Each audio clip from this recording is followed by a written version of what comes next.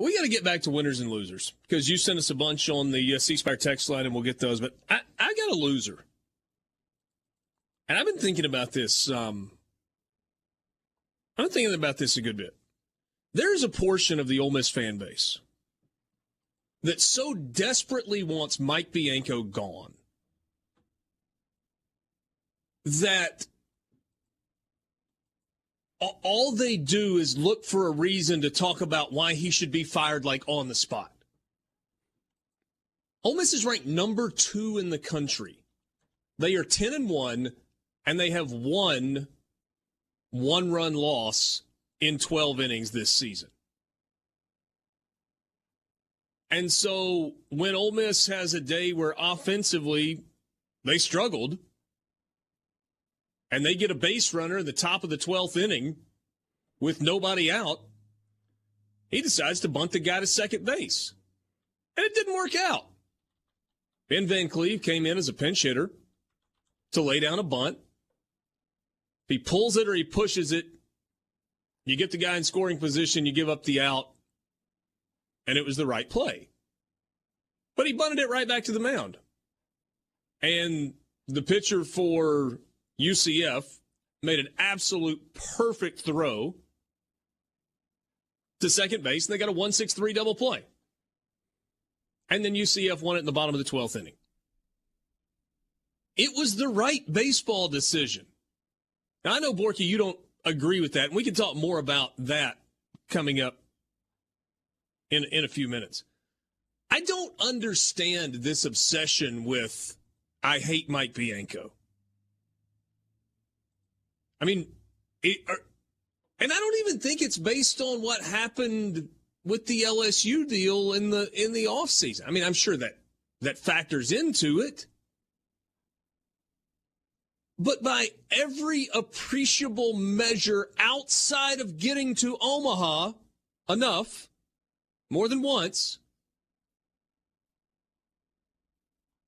Mike Bianco has been the best thing that's ever happened to Ole Miss baseball. Ever.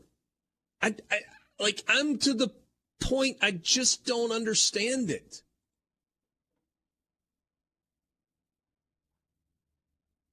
Ole Miss has one sacrifice bunt all season long. One. They tried to get a second one. It didn't work out. You guys got to help me. I don't get it. I don't understand what you're watching if your reaction when Ole Miss loses its first game of the year and still wins a series is, oh, he's got to go. It doesn't even make any sense to me. It doesn't compute. Feel free to help me out, guys. I'm all ears.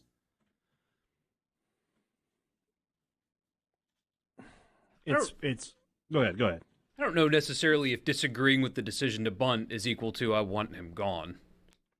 Oh, no, I wasn't saying that you wanted him gone. I was saying you and I disagree about the whole you bunt in that situation.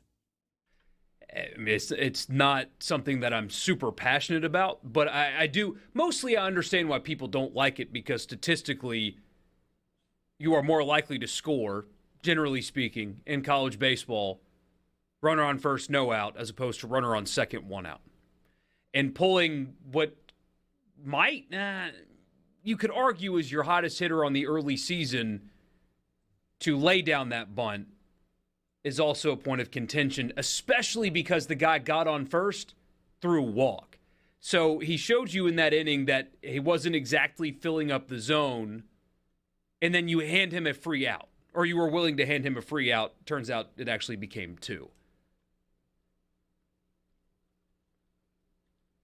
I got a buddy that's texting me right now. He said, stats show you should never sack bunt unless it's to get from second to third with nobody out. I agree with that. I do.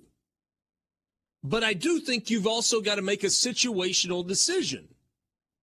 And the situation was Ole Miss had 3 hits through 11 innings. They couldn't touch UCF's pitchers. And so you finally get a base runner. Go get the guy in scoring position so a base hit gives you a chance to take a 1-0 lead and maybe you steal a game. And oh, by the way, UCF did the exact same thing in the next inning. They bunted the guy into scoring position and it worked out. They just didn't execute it. You talking about just not agreeing with the strategy. Jeff in Oxford, for example, says, I don't agree with giving away outs, especially in extra innings. See, I'd go the opposite, Jeff. I don't agree with giving away outs in the third or the fourth or the seventh. I'll trade an out for a runner in scoring position in a scoreless game in the 11th. Ole Miss got a runner to second base twice in that game. Twice. You execute the sacrifice bunt there, you're a base hit from going ahead and putting all the pressure on UCF in that situation. Isn't that a factor in the decision, though, or shouldn't it be? I mean, it's not like bunt execution's 100%.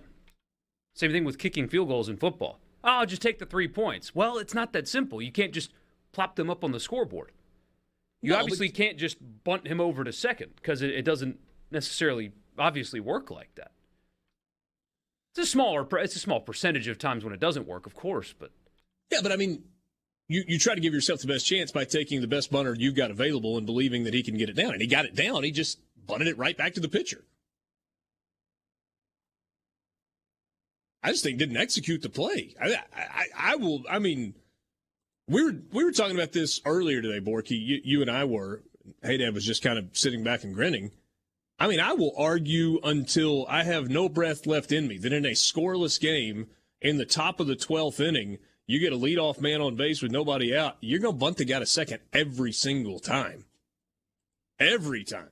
In that scenario, I would argue that you never do that in the 3rd inning. You never do it in the 5th inning or the 7th inning, maybe even in the 8th inning. But if you're tied in the 9th or you're in extras, and offense has been non-existent, we may just have a fundamental disagreement about what the right play is there. Yeah. And that's okay. And again, it's not something I'm super passionate about. I do see the other side, though, where statistically runner on second with 1 out scores less than runner on first with no out. And the guy got on first because you walked him there. That's something that stands out to me is Dunhurst got on because they walked him. Guy couldn't throw strikes. And so you were choosing to give a guy that was having, to some degree, command issues an out. You were giving him one instead of making him pitch to a 500 hitter on the very early season. It's not going to stay that way, but so far the kid's getting a hit once out of every 2 at-bats. Instead of letting him give it a shot with a guy with command issues, you hand it out. I see that side. I definitely see that side. But not a hill I'm willing to, scratch and claw and fight and die on. Calvin Harris, to your point, going into that Saturday game was hitting .611. Obviously not sustainable. Great start, though, and hot, and had a nice game yesterday as well. He reached on a fielder's choice in the 3rd and had struck out swinging twice, once against the starter and once against the reliever that he was facing there. So, I mean, I get the argument that you're making, but I don't know. I'm going back and looking at it. So, in the 3rd inning, Calvin Harris reached on a fielder's choice and got to second on the ball that was thrown away by the shortstop, and he was stranded there.